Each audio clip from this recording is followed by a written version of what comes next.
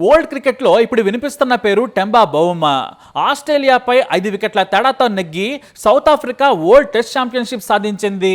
అయితే ఈ ఆటకు ముందు సౌత్ ఆఫ్రికాకు ఓటమి ఖాయం, చివర్లో తడబడ్డం వాళ్ళ జీన్స్లోనే ఉంది, చోకర్స్ అంటూ చాలామంది ఎద్దేవా చేశారు. చోకర్స్ అంటే ఓ జట్టు లేదా ఆ జట్టులోని ఆటగాడు ముఖ్యమైన సమయంలో గెలిచే అవకాశం ఉన్నప్పటికీ కూడా ఒత్తిడి లేదా భయం కారణంగా ఆటను చేజార్చడాన్నే చోకర్స్ అంటారు. అంటే కీలక సమయంలో ఓటమి పాలయ్యేవారన్నమాట. ఒత్తిడి వల్ల వీళ్ళు ఫెయిల్ అవుతూ ఉంటారు. ఇక ఆట చివరికి రాగానే ఆస్ట్రేలియా పట్టుకోల్పోతూ ఉండగా కంగారులు స్లెడ్జింగ్ కి పదును పెట్టారు. అసలు ఓటమంటే ఇష్టం ఉండని కంగారులు చివరకు బౌమా బ్యాటింగ్ చేస్తున్నా కూడా చోకర్స్ కూడా ఆడుతున్నారు, చోకర్స్ గెలవలేరులే అంటూ స్లెడ్జింగ్ కి దిగారు. అయినా బౌమా వదిలిపెట్టలేదు. నొప్పితో బాధపడుతున్నా కూడా పోరాటం చేసి మ్యాచ్ ను తన వైపుకు తిప్పేశాడు. మార్క్రమ్ సెంచరీతో గెలుపు దిశగా సాగుతున్నా కూడా ఎక్కడో అనుమానం. చివర్లో చేతులెత్తేయటం వారికి కామన్ అనే అపవాదు ఎప్పటి నుంచో ఉంది. Legendary cricketers Hansie Cronje, Jacques Kallis, de Villiers, Shaun Pollock, Allan Donald లాంటి వారే చోకర్స్ అనే పదాన్ని తప్పించుకోలేకపోయారని అపవాదు మూటగట్టుకున్నారు. కానీ బౌమా నాయకత్వంలో 27 ఏళ్ల తర్వాత టెస్ట్ ఛాంపియన్షిప్ సాధించి రికార్డు క్రియేట్ చేసింది సౌత్ ఆఫ్రికా. ఇప్పుడు సౌత్ ఆఫ్రికా మొత్తం పండగ వాతావరణం ఉంది. కానీ ఈ విజయం తర్వాత బౌమా ఎంతో ఎమోషనల్ అయ్యారు. ఎన్నాళ్ళు మనం విభజన మాటలు విన్నాం, కానీ ఈ గెలుపు మనందరినీ కలిపింది. అందరం కలిసి ఈ సంతోషాన్ని ఎంజాయ్ చేద్దామన్నాడు. ఈ మాటల వెనక ఎంతో బాధ ఉంది. బహుశా స్పోర్ట్స్ వరల్డ్ లో బౌమా అంతటి విమర్శలు ఎవ్వరూ ఎదుర్కోలేదేమో. గత 2 ఏళ్లుగా అతను సరిగ్గా ఆడటం లేదు, ఫామ్ లో కూడా లేడు. పైగా వన్డే టెస్ట్ టీంలకు కెప్టెన్. కేవలం నల్లజాతి రిజర్వేషన్తో నెట్టుకొస్తున్నాడు అనే విమర్శలను రోజు వింటూనే ఉన్నాడు. ఇక టీంలో కూడా నల్లవాళ్లు తెల్లవాళ్లు వేరుగా ఉంటారు, కేవలం ఆట కోసం కలిసి ఉంటారు అంతే అనే వ్యాఖ్యలు కూడా ఉన్నాయి. నెల్సన్ మండేలా వచ్చే వరకు నల్లజాతీయులను కుక్కల కంటే హీనంగా చూశారు తెల్లవారు. దేశ జనాభాలో తెల్లవాళ్లు కేవలం 7.3% మాత్రమే. కానీ ఈ మొత్తం 93% బ్లాక్ జనాభాను కంట్రోల్లో పెట్టుకున్నారు. దేశంలోని మెజారిటీ ఆస్తులు కూడా ఈ తెల్లవారి చేతుల్లోనే ఉన్నాయి. కానీ నెల్సన్ మండేలా అధ్యక్షుడయ్యాక పరిస్థితులు మారాయి. అధికారం మొత్తం నల్లజాతి చేతికొచ్చింది. కానీ ఎప్పటికీ తెల్లవారి పెత్తనం మాత్రం తగ్గడం లేదు. పవర్ నల్లవారి చేతుల్లోనే ఉన్నా కూడా పరోక్షంగా వైట్ పీపుల్ హవా మాత్రం తగ్గడం లేదు. ఇక తెల్లవారు ఉండే జోహాన్నెస్బర్గ్, కేప్ టౌన్లలో భద్రత కట్టుదిట్టంగా ఉంటుంది. మిగతా నల్లజాతి ప్రాంతంలో హింస ఎక్కువ, హత్యలు కూడా జరుగుతూనే ఉంటాయి. మత్తు పదార్థాల రవాణా సహా బ్లాక్ పీపుల్ ఉండే ప్రాంతంలో మరో లోకంలా ఉంటుంది. సరిగ్గా ఇలాంటి నల్లజాతీయులు, పేదలు, మధ్యతరగతి జనం ఉండే ప్రాంతం నుంచి వచ్చాడు బౌమా. అతను వచ్చేటప్పటికే మార్పులు జరుగుతూ వస్తున్నాయి. బౌమా తండ్రి క్రమశిక్షణతో పిల్లలు చదువుకోవాలని కోరుకునేవాడు. క్యాప్టన్ లోని ల్యాంగా టౌన్ లో పుట్టి పెరిగాడు బౌమా. చిన్నప్పటి నుంచి క్రికెట్ అంటే ఆసక్తి. తన వీధి చాలా శుభ్రంగా ఉండేది. అంటే నల్లజాతీయులు ఉండే ఏరియాస్ లోనే కాస్త శుభ్రంగా ఉండే ప్రదేశం, హింస కూడా తక్కువ. కానీ ఇక వీరి వీధి దాడితే చాలు స్లమ్ ఏరియా. బ్లాక్స్ ఉండే బడిలోనే చిన్నప్పుడు చదువుకున్నాడు. అయితే క్రికెట్ ఆడేందుకు తన ఇద్దరు మిత్రులతో కలిసి రోజు ప్రాక్టీస్ కు ఉదయాన్నే వెళ్లేవాడు బౌమా.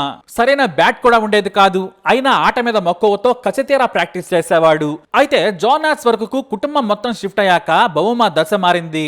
అప్పుడే తెల్లవారికే ప్రత్యేకంగా ఉన్న బడుల్లో నల్లవారిని చేర్చుకునేలా ప్రభుత్వం చట్టం చేసింది. అలా బౌమా కూడా టాప్ స్కూల్లో జాయిన్ అయ్యాడు. అక్కడే ఇంగ్లీష్ మాట్లాడటం, రాయడంలో మార్పు వచ్చింది. దేశంలో నల్లవారి పరిస్థితులు మారుతున్నాయి. అది బౌమాకు కలిసి వచ్చింది.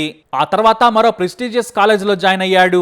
సెయింట్ డేవిస్ మ్యాట్రిస్ కాలేజీలో చేరడంతో పాటు క్రికెట్ ఆడేవాడు. స్కూల్ క్రికెట్ ఆడుతూ పేరు తెచ్చుకున్నాడు. తాను హైట్ లేడు, కేవలం 5.3 ఫీట్లు మాత్రమే ఉన్నాడు. బౌలర్ గా పనికిరాడు, కానీ తనకు బ్యాటింగ్ టెక్నిక్ ఉంది, ఓపిక అయితే కావాల్సినంత ఉంది.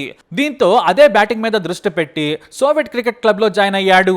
ఆ తర్వాత జెఫ్రీ టోయానా కోచింగ్ లో రాటుదేలాడు. 18 ఏళ్లకు గ్యాటన్ తరపున ఫస్ట్ క్లాస్ క్రికెట్ ఆడాడు. ఆ తర్వాత లయన్ ఫ్రాంచైజ్ టీం తరపున ఆడి పేరు తెచ్చుకున్నాడు. లయన్ టీంలోనే వైస్ కెప్టెన్ అయ్యాడు. 2012-13లో సౌత్ ఆఫ్రికా ఏ టీంలో ఆడి టాప్ 5th ప్లేయర్ గా హైయెస్ట్ స్కోర్ చేశాడు. అప్పుడే జాతీయ సెలక్షన్ టీం దృష్టిలో పడ్డాడు. 2014లో మొదటిసారి వెస్టిండీస్ టూర్ కి ఎంపికయ్యాడు బౌమా.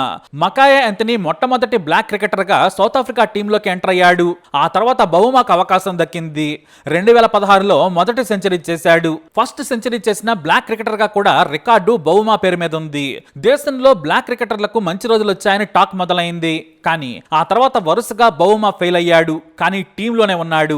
ఎందుకంటే 2007లో ఆఫ్రికన్ నేషనల్ కాంగ్రెస్ స్పోర్ట్స్ లో వైట్ డామినేషన్స్ ను గుర్తించింది. వెంటనే క్రికెట్, రగ్బీలో రిజర్వేషన్ కోటా అమలుకు ఆదేశించింది. అంటే 15 మంది స్క్వాడ్ లో ఖచ్చితంగా 6 నల్ల జాతీయులు ఉండాలి, అందులో 2 బ్లాక్ ఆఫ్రికన్స్ ఉండాలనేది రూల్. అలా కోటాలో వచ్చాడు బౌమా. ఇక కెప్టెన్ గా కూడా రిజర్వేషన్ కోటాలోనే వచ్చాడనే విమర్శ ఆ దేశంలో ఉంది.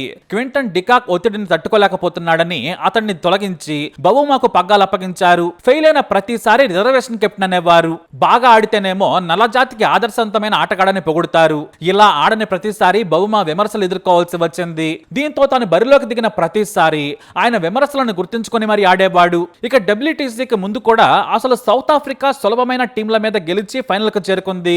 వాస్తవానికి ఇండియా రావాలనే అపవాదు కూడా మూటకట్టుకుంది. అయినా ఫైనల్ కు వచ్చింది. కానీ ఫైనల్లో బౌమాకు చావో రేవో. అంతకుముందు 2 ఏళ్లు సరైన ఫామ్ లో లేడు. సరిగ్గా ఈ ఏడాది టెస్టుల్లో 49 సగటుతో రాణిస్తున్నాడు. ఏదేమైనా తన గురించి తనకే తెలుసు. తన దేశంలో పొట్టోడికి అసలు టీంలో చోటే లేదని విమర్శించే వాళ్ళు ఎప్పుడు రెడీగా ఉంటారు. అందుకే ఆడితే పరువు నిలబడుతుందని తెలుసు. అందుకే పడుతూ లేస్తూ అవమానాలు భరిస్తూ కూడా టీంని ముందుకు తీసుకెళ్లాడు. ఇక టీంలో కూడా గ్రౌండ్ లోనే యూనిటీ ఉంటుంది. ప్రాక్టీస్ లో కానీ హోటల్స్ లో కానీ యూనిటీ ఉండదు. కేవలం కోచ్ కెప్టెన్ ప్రత్యర్థి టీం గురించి చర్చించినప్పుడు ఎలా ముందుకు సాగాలి అనే చర్చల్లో మాత్రమే అందరూ వింటారు. ఆ తర్వాత ప్రతి ఒక్కరూ ఎవరి గేమ్ వాళ్ళు వాడేవాళ్లే. బౌలింగ్ చేంజెస్ బ్యాటింగ్ మార్పులను గ్రౌండ్ లో కెప్టెన్ చెప్పినట్లుగా అందరూ వింటారు. ఇక బయట ప్రపంచం సౌత్ ఆఫ్రికా టీంను చూసే తీరు వేరు. కానీ లోపల నల్లవారు వేరే తెల్లవారు వేరే అనే తేడా ఖచ్చితంగా ఉంటుంది. కానీ బహిరంగంగా విమర్శలు చేసుకోరు అంతే. తెల్ల క్రికెటర్ల పరిధి దాడితే తమ దేశంలో వారికి ఇబ్బందులు వస్తాయని వారికి తెలుసు. ఎందుకంటే దేశంలో ప్రతి రాష్ట్రంలో నల్లవారే నేతలు అధికారులు. కాబట్టి ప్రజాస్వామ్యయుతంగానే ముందుకు సాగుతున్నారు. అలాంటి భిన్నమైన టీంను నడిపిస్తున్నాడు బౌమా. అయితే వీళ్ళు అసలు ఫైనల్కు రావడమే లక్కు. వీళ్ళు భీకరమైన ఆస్ట్రేలియా బౌలింగ్ ను ఎదుర్కొంటారా అనే తీవ్రమైన విమర్శలను ఎదుర్కొంటూనే బరిలోకి దిగారు. నిజంగానే మొదటి ఇన్నింగ్స్ లో 2వ రోజే సౌత్ ఆఫ్రికా కుప్పకూలింది. చివరి 5 వికెట్లు కేవలం 12 పరుగుల తేడాతో చేజార్చుకుంది. అప్పుడే ఇక ఆసీస్ మళ్లీ గెలిచిందని అందరూ భావించారు. కానీ రబడా పదునైన బౌలింగ్ తో ఆస్ట్రేలియాను చిత్తు చేశాడు. అయితే రెండో ఇన్నింగ్స్ ఆరంభించిన సౌత్ ఆఫ్రికా 282 పరుగులు ఛేదించాలంటే కష్టమే. Cummins, Mitchell Scott, Hazlewood line bowling తట్టుకోవడం అంత సులువు కాదు. కానీ మార్క్రమ్ పోరాటం మొదలు పెట్టిన ఆ తర్వాత రికెల్టన్, మొల్టర్ అవుట్ కావడంతో కథ ముగిసిందనుకున్నారు. కానీ మార్క్రమ్ కు తోడైన కెప్టెన్ బౌమా పోరాటం మొదలు పెట్టాడు. కండరాలు పట్టేసినా పోరాటం ఆపలేదు. అయితే మొదటి రోజు వెంటనే అవుట్ అయినా కూడా ఆ తర్వాత మార్క్రమ్ పట్టు వదలని వీరుడిలా పోరాడాడు. స్టబ్స్ అవుట్ అయిన బెడింగ్హామ్ తో కలిసి విజయ తీరాలకు చేర్చాడు మార్క్రమ్. అలా 27 ఏళ్ల తర్వాత సౌత్ ఆఫ్రికా ఛాంపియన్ గా నిలిచింది. గెలిచిన తర్వాత ఓ చేతిలో డబ్ల్యూటీసీ ఛాంపియన్ గద, మరో చేతిలో కొడుకును పట్టుకుని సంతోషంతో స్టేడియంలో కలియ తిరిగాడు. నల్లజాతి ఆటగాళ్లకు మంచి భవిష్యత్తు ఉందని చెప్పకనే చెప్పాడు. రిజర్వేషన్ ట్యాగ్ తో ఎన్నో ఏళ్ల అవమానాలకు గొప్ప విజయంతో ముగింపు పలికాడు. ఇక విమర్శలు ఉండవని అందరూ భావిస్తున్నారు.